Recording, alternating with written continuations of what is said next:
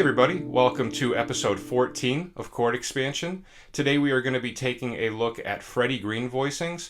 Now that is a term that some of you may already be familiar with, maybe some of you have never heard of it before, or maybe some of you have heard of it but are a little bit unsure as to what exactly it means, and we're going to get into all of that.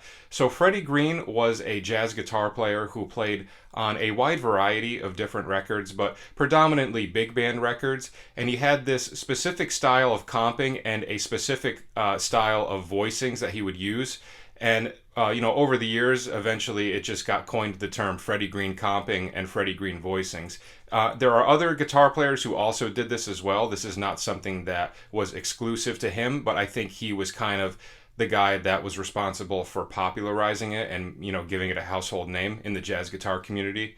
So what we're going to go over, first we'll start out with some of the voicings that are typically used, and then I will go over the comping pattern and the technique behind that. The comping itself is pretty easy, but there are some specifics that go into it as well. And everything that I go over today will be up on patreon.com/MikeAudetteMusic. It'll have all of the voicings on all of the string groups, as well as a B-flat jazz blues that I go through in Freddie Green Voicings. So if you would like access to that, head over to patreon.com/MikeAudetteMusic. Okay, so I'm going to do all of these voicings in the key of B-flat for now. And we're going to start out with the voicings that happen on our 6th string. So typically, Freddie Green voicings are going to be 3-note voicings. They can be 4 as well, but everything that I cover today is going to be the 3-note voicings. And they typically will consist of the root, the 7, and the 3rd. And it can be, different groupings of those 3 notes. But today, the pattern that we're going to do on the 6th string is 1, 7, 3. So if we're going to take a B-flat major 7, that means we put our pointer finger on B-flat, which is the 1, then we skip a string, put our ring finger on A, the 7th fret, which is our 7, and then put the pinky on the 7th fret D, which is our 3rd.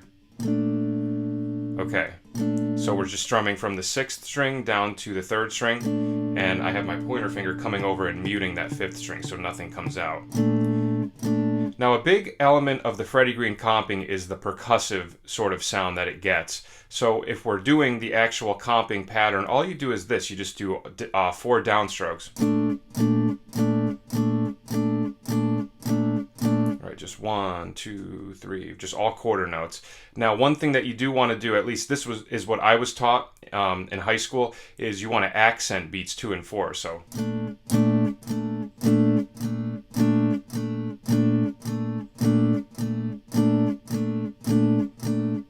Notice I'm lifting in between, right? I'm not going. Right, it's more snappy.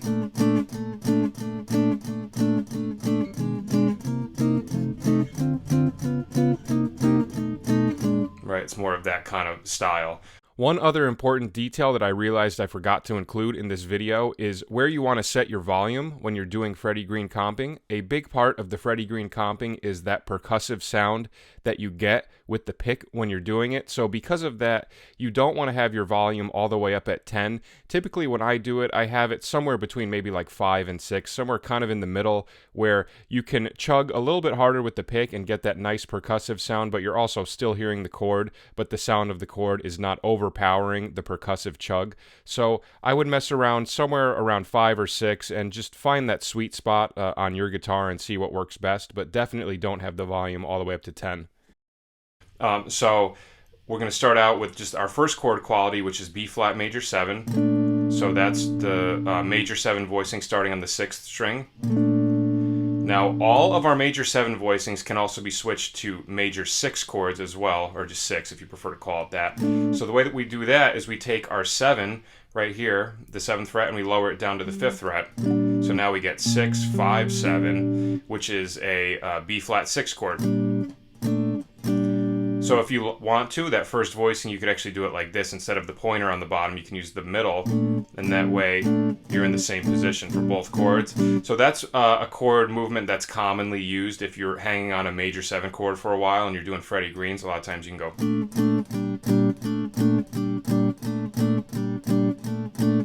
Right, go between the major 7 and the 6. Okay, so we have major 7, 6. Now we need to do dominant 7, so what we do here is we take that first voicing, we had the major 7, and we take the 7 and we lower it a half step to A flat. Now it gives us B flat, A flat, D.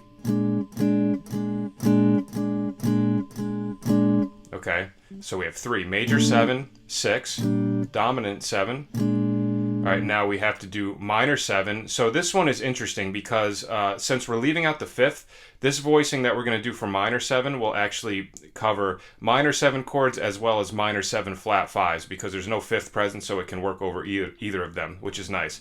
So I like to do this one like this.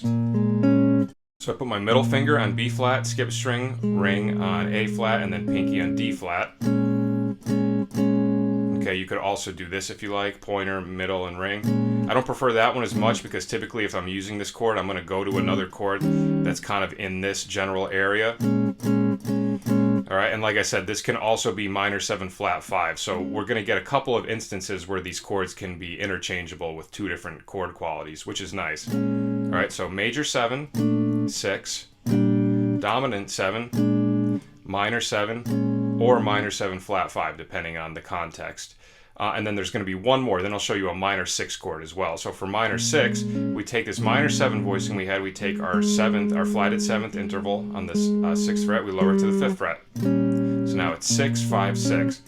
So this one can also function as 2 different chords. It could be minor 6 or it can be a diminished 7 chord, right? Because it also looks like B flat diminished 7 without the flatted 5th. So another example of 2 different uses out of one voicing. Alright, so we have 5 voicings for that string group.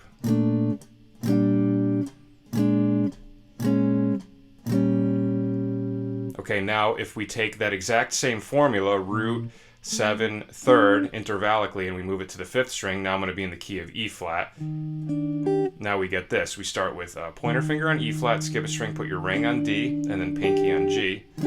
So this is major 7 starting on the 5th string, a major 7 Freddie Green voicing.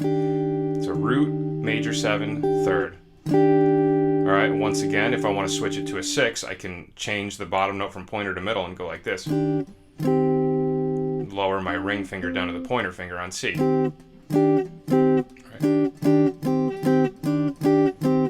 Okay, so that's our major 7.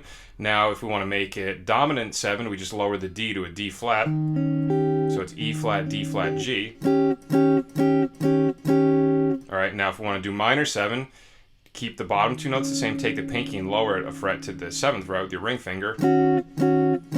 Alright, and once again, that can be minor 7 or minor 7 flat 5. Alright, and then if we want to do minor 6 or diminished 7, right, it can function as 2 chords. We put our middle finger on E flat, pointer on C, pinky on A flat. Okay, so those are 5 voicings for the 6th string and then the 5th string as well, so 10 voicings altogether.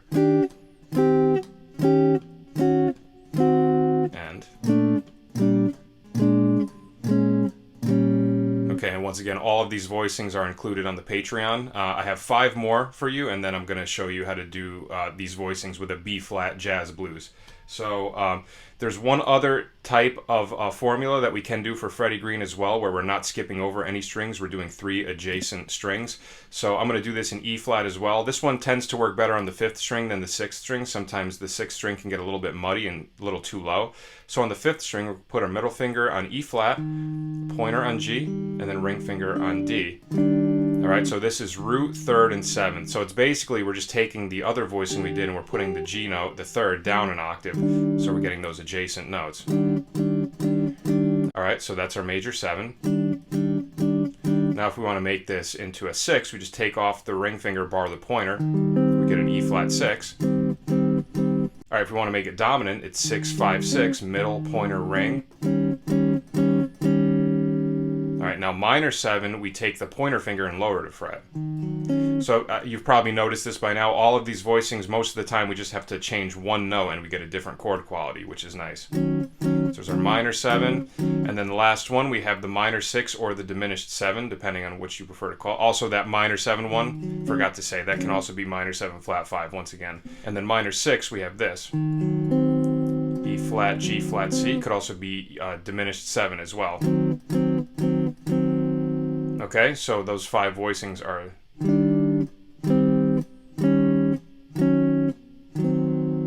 All right, now what I'm going to do is go through a B-flat jazz blues using these voicings so you can get an idea of the comping, what it would sound like over a full progression, and how to utilize some of these voicings together. And this will also be included on the Patreon at patreon.com/MikeAudetteMusic. 1, 2, 3, 4.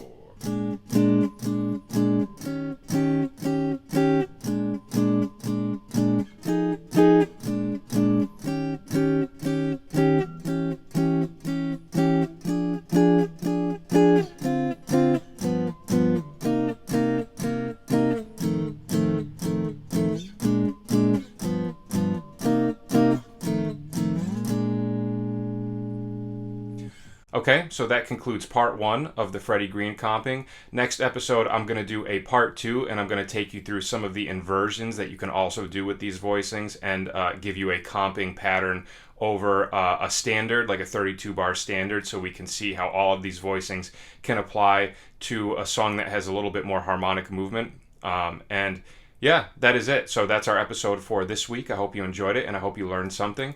And as always, if you would like to donate and support the channel, you can do so at patreon.com/MikeAudetteMusic or paypal.me/MikeAudetteMusic. Thank you for watching, and I will see you at the next episode. Take care.